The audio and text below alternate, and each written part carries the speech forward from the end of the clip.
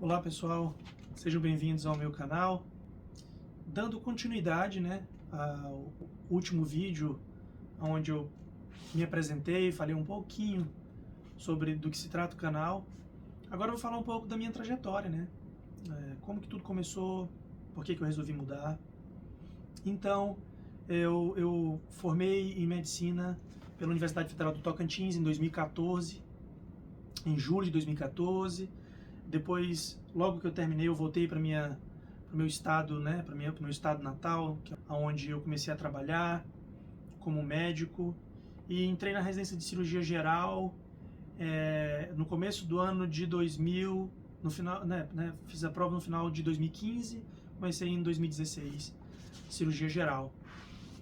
E durante ali a residência de cirurgia geral, eu fiz na universidade, no Hospital Universitário da Universidade Federal do Maranhão, tive o prazer de fazer residência de cirurgia geral lá. Eu tive a oportunidade de conhecer pessoas excepcionais, e entre elas um mentor que eu tive, Dr. Washington Ribeiro. Ele é o chefe do serviço de cirurgia geral, da residência de cirurgia geral. E ali, durante a residência, a gente tinha muita... a nossa parte acadêmica era muito forte. A gente tinha que fazer apresentações de artigos toda semana, discutia, essa parte acadêmica. Não era só a parte prática da cirurgia, mas também a parte acadêmica. E aquilo foi despertando, nos meus olhos, a importância da pesquisa médica, quem que estava produzindo essas evidências, quais as instituições do exterior, principalmente aqui nos Estados Unidos, que traçavam esses guidelines que a gente segue, no dia a dia, a medicina baseada em evidência, por que que a gente faz o que a gente faz, quem que conseguiu provar que aquilo era melhor, por que que a gente faz isso e não aquilo, Então, isso me chamou muita atenção, porque quem que estava dando norte ali da prática médica e cirúrgica no mundo hoje. E isso começou ali na residência de cirurgia geral e tudo. Comecei a vislumbrar a possibilidade de fazer um fellow no exterior, uma subespecialidade no exterior. A outra opção seria fazer a minha subespecialidade no Brasil, garantir a minha formação e buscar por updates, por atualizações em outros países, fazendo fellows, nos estágios observacionais, frequentando congressos, etc. E aí eu acabei decidindo por isso, por fazer minha subespecialidade no Brasil e em outro momento eu pensar sobre como seria ir para o exterior no futuro. E aí eu fiz cirurgia vascular no mesmo hospital, e durante a residência de cirurgia vascular isso ficou ainda mais evidente.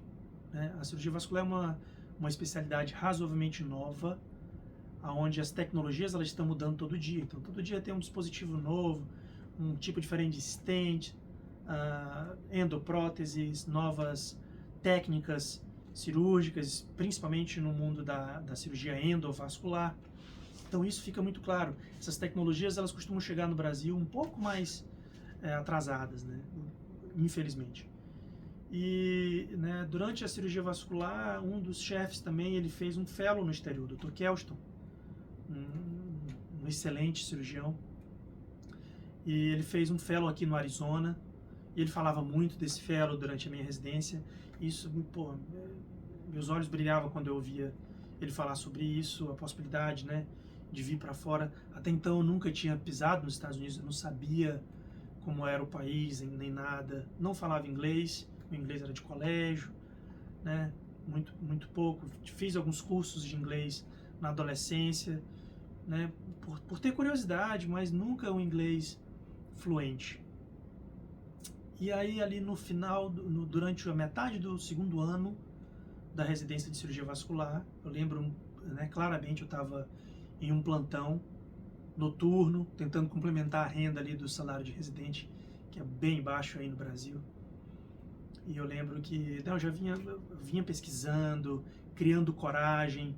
Foi quando eu comecei quando eu descobri sobre o que seria necessário, os steps americanos, step 1, step 2, prova de, a comprovação de proficiência na língua, no inglês. Já tinha pesquisado os materiais de estudo, quais eram os mais comuns, first aid, patoma, boards and beyonds, os vídeos eu tinha pesquisado o estudo, então estava naquele período ainda ali de criar coragem para entrar no processo. E eu lembro que esse plantão foi um plantão muito difícil, noturno, já como cirurgião geral. Então, eu dava plantões de cirurgia geral durante a residência de cirurgia vascular.